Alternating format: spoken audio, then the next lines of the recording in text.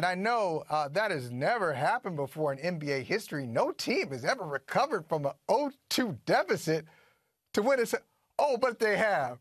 Oh, but they have over and over and over and over and over again. So, look, Celtics and Heat, they played 2 games. They've been 2 close games. They've been games that the Celtics have had control of, and both of them. Last night, they were up big. They were up 17, and then the Miami Heat played a dirty trick on them. They threw a high school zone out that I'm sure Brad Stevens has seen many times, being from Indiana, the Hoosier State. So I'm sure he's seen lots of zone defenses, but the Celtics really struggled with it. Miami Heat, give them props. They did a good job. They were down 17. They kept playing hard. They played relentless. They got talent, and they were up 2-0. But I'm not going to go crazy here, Mike, like you are. You're so condescending. You're so condescending. Miami Heat. They give them props. They played hard. You talk about them like they're a cute little team, like they're not 10-1. I didn't say that. Playoffs. You said that. I didn't say no, it's just your tone. It's just the way you're talking about them. You sound like such a homer. God, like it's just the Boston is just oozing through the screen. Look, I get your reason for optimism. You're right. They did lead in both games. I get it. Right. I get Gordon Hayward maybe on his way back, and I get we've seen teams come back from 0-2 deficits before. But I don't see it in this one. Okay. Just because we've seen it happen before doesn't mean that it's happening in this particular Eastern Conference final. Look, yes, they can come back. Doesn't mean they will.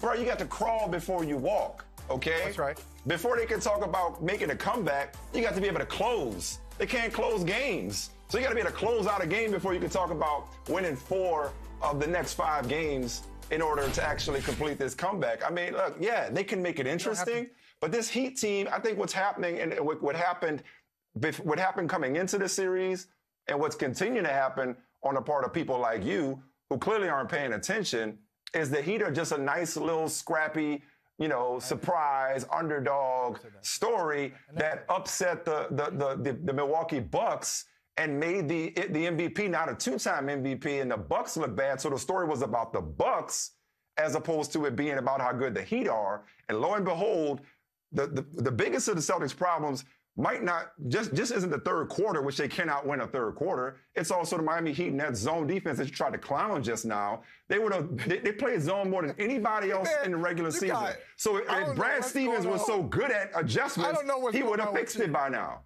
See, listen, you need to stop throwing other people's arguments onto me. I can make bad arguments all by myself. I'm picking up your tone. Thank you. Bobby Blue Bland, I can do bad by myself. Look, man, I didn't say they were a nice little team. I didn't say they were a cute team. They've got talent. I didn't say that. So you're saying that that's what I said. That's not what I said. But I think a couple of things that are that I'm going to trip you up on right now. I'm just going to ask you point blank. I'm going to ask you point blank. Right. Do you think the Celtics will win the game on Saturday? You think the Miami Heat? Do you think the Celtics will beat them? Okay, you don't. All right, so fine. Okay, I didn't trip you up because my point is, because if you had said that, I was hoping you'd say yes. Because if you said if you think they can win on Saturday, then it's a 2-1 series. I could understand if they were down 3-0. If they were down 3-0, I'd say, all right, this thing is probably over. But I think you're getting caught up in the way they've stumbled down the stretch, and they've stumbled throughout the playoffs. So when you're saying they can't close a game, they stumbled against Philadelphia, but we forgot about it because Philadelphia got swept. And we think Philadelphia is a running joke. Against Toronto, they were literally 1 second away from going up 3-0. Then, as I told you, a 4-foot dude threw it over an 11-foot dude, and that 3-zip lead, that commanding lead they were about to have, it went to 2-1. They went to Game 7, and they finally ended that series. So in this case, this is a theme, and maybe, Mike, Miami comes back and makes them pay for their propensity to kind of lose focus during a game, their propensity to just lose their composure. Respectfully. Okay, it's not respectful. Go ahead. Just said, keep it 100 with me. What does any of what you just said have to do with the price of tea in China, as they used to say, or that and 10 cents will get you a cup of coffee, okay? None of that matters in this series. I don't care what they did against Philadelphia or Toronto. All that matters is the here and now. And if you want to stop, you just said they can't close. I'm just trying to get you to show your work. You said they can't close. They haven't been able to close. They struggle to close. They struggle to close. How about that? Is that better for you? Why is it over though? They struggle to close. If you want to talk about math, Michael, let's go math. I see on your cute little list over there with your cute little caricature. I see your cute little list.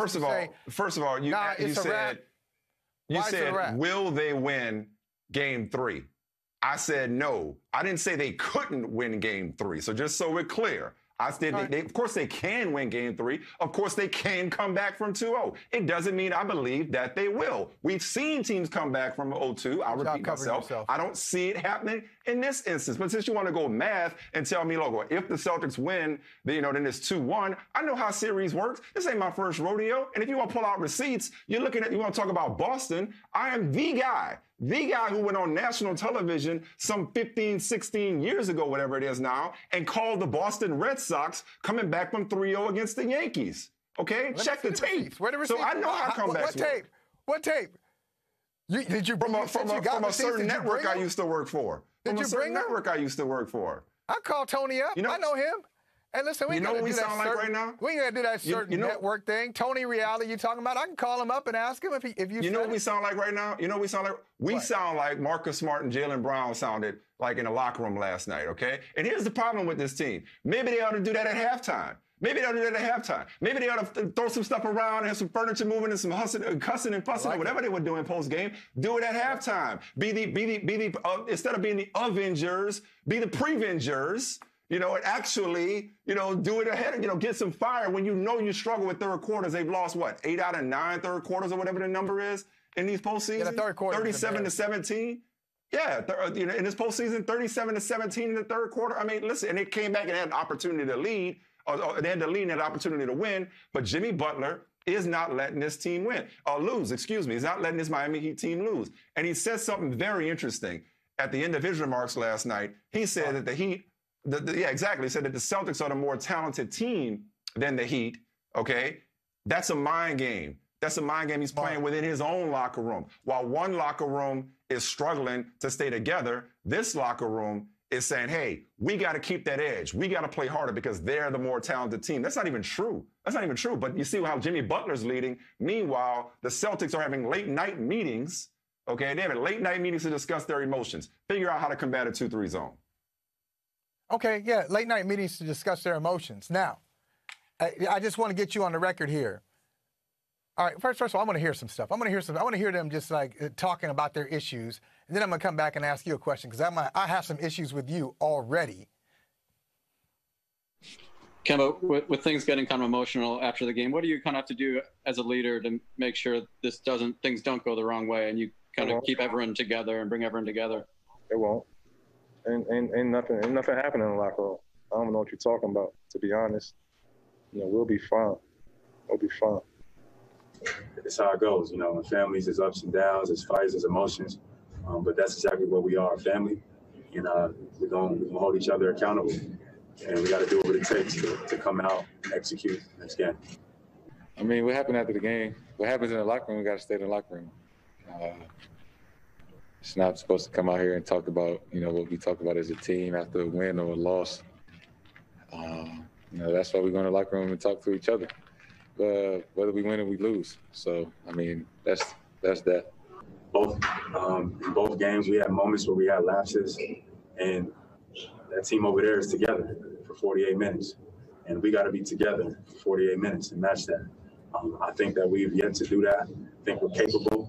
I think we need every piece, everybody to be all in and to continue to bring that energy is what we're going to need. But I think this series is far from over. I'm ready for Game 3. I'm ready to come out because, that's what it's all about. Back against the wall, ups, downs, and fight, regardless. See, first of all, you're a trip, okay? I'm going to just call you out. You're a trip. See, don't try to, I don't like what you're doing. I don't know what you're going through today, I'm just going to call you out. Don't try to position me as like some Celtics homer just because I got a book coming out on December 1st on the Celtics. But about another era of the Celtics, not these Celtics. Big three, right, Paul Pierce, Ray Allen. Right. Yeah. And Kevin Garnett. Anyway. Kevin Garnett, got the other guy? Yeah. But no, listen, don't try to. I told you yesterday, so if the Celtics had won this game, I wasn't going to overreact to it. And what I wanted to get you on the record with this, are you saying that it's over because of what happened in the locker room, or is that separate? Are you going basically? No, that's completely separate. Okay. Completely separate. Yeah, no, that's completely separate. That's completely separate. No, I'm not one of these people. I'm not sitting there saying they're imploding, they're coming apart. I mean, listen, this show's called Brother from Another. We have brotherly disagreements all the time. I'm not saying that's not something that alarms me. Listen, you've blown 2 late leads in the Eastern Conference Finals. You should be throwing furniture. You should be screaming. You should be arguing. It's natural. It's sports. Emotions should run high. I am not basing my analysis of this series at all on what happened in the locker room last night. Like, water's wet, teams fight. I don't care. I don't care if it happened in the locker room or on the sideline. I've never been one to talk about, oh my goodness, they're fussing, they're cussing, somebody's yelling through them. I respect that. Of course they are. That's sports. So that is factoring not at all in my thinking, Michael. And by the way, just so people know, Marcus Smart is that dude. Everybody knows somebody like that, or maybe you are that guy who's just like always ready, just a whisper away from a fight.